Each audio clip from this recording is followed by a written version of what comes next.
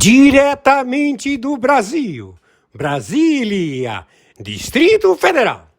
Quem vos fala, mestre Dinho, trazendo sempre informações na palma da sua mão, com notícias de utilidade pública, nacional e internacional.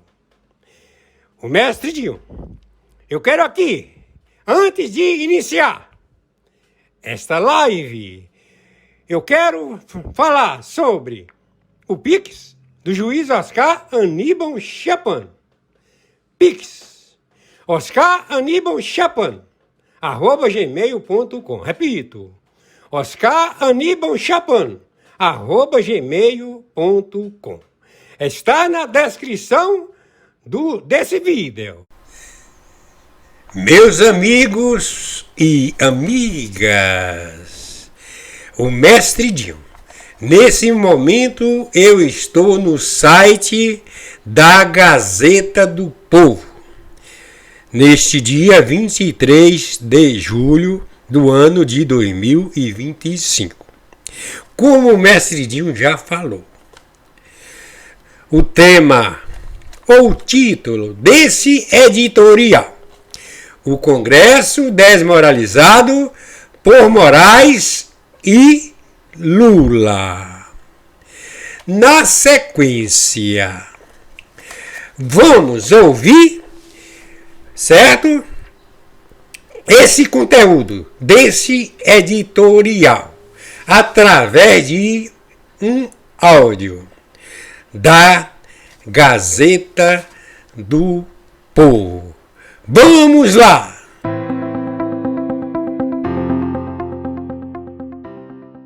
O Congresso desmoralizado por Moraes e Lula é o título do editorial de hoje da Gazeta do Povo.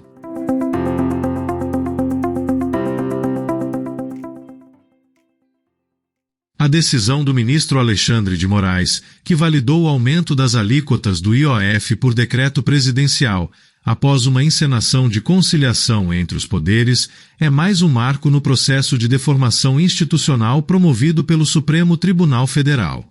Trata-se de uma manifestação eloquente da crescente hipertrofia do judiciário brasileiro e da corrosão sistemática dos princípios constitucionais que sustentam o regime democrático. O episódio do IOF escâncara o que já havíamos alertado em outras ocasiões. O STF deixou de ser o guardião da Constituição para se tornar seu intérprete.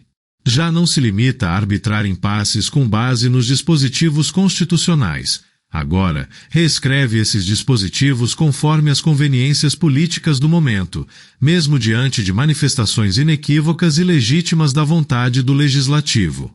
No caso do IOF, o governo federal editou um decreto para dobrar as alíquotas, alegando, entre aspas, finalidade regulatória, quando a única intenção, publicamente admitida pelo próprio ministro da Fazenda, Fernando Haddad, era arrecadar cerca de 20 bilhões de reais para fechar as contas do governo.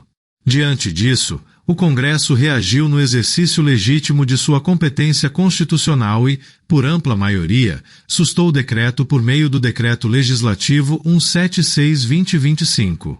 A Constituição é clara. Compete ao Legislativo sustar atos do Executivo que exorbitem o poder regulamentar ou invadam a reserva legal. No caso do decreto sobre o IOF, o que há é um executivo que abusou de sua prerrogativa e um parlamento que cumpriu seu papel. Mas, como tem feito sempre que perde no Congresso, o governo pediu socorro ao STF para manter o aumento, fundamental para a manutenção da gastança lulista. O que fez o STF? Na prática, anulou o papel do Legislativo. Já na primeira decisão sobre o caso, Alexandre de Moraes não apenas suspendeu o decreto presidencial, o que seria esperado, dado seu vício de origem, mas também o decreto legislativo que corrigia a inconstitucionalidade. Com isso, estabeleceu uma equivalência moral e jurídica absurda entre quem usurpou a Constituição e quem a defendeu. E, para coroar o disparate, impôs uma audiência de conciliação entre os poderes, como se a vigência da Constituição pudesse ser objeto de acordo entre partes. Ao fim, sem sucesso em sua tentativa descabida de conciliar executivo e legislativo, coube ao próprio Moraes decidir a questão. Desprezando os argumentos do legislativo, o ministro manteve quase integralmente o aumento do IOF, assegurando ao governo os bilhões pretendidos para sanar a fome gastadora do lulopetismo. Tal decisão chancelou um evidente desvio de finalidade, ignorando provas documentais, declarações públicas e a própria função normativa do IOF. Como bem observou a constitucionalista Vera Chemin, havia elementos mais do que suficientes para manter a sustação feita pelo Congresso, mas não foi isso que Moraes fez.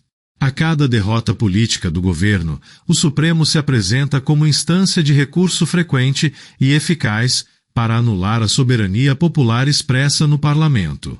Aos poucos, naturaliza-se uma nova forma de governabilidade. Sem maioria no Congresso, governa-se por medida provisória e decreto, com a garantia de homologação judicial.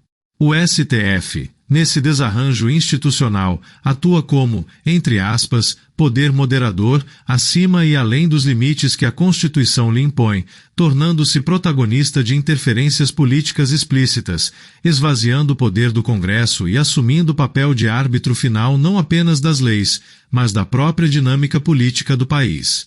Em vez de poderes independentes, o que se tem são poderes tutelados pelo Judiciário.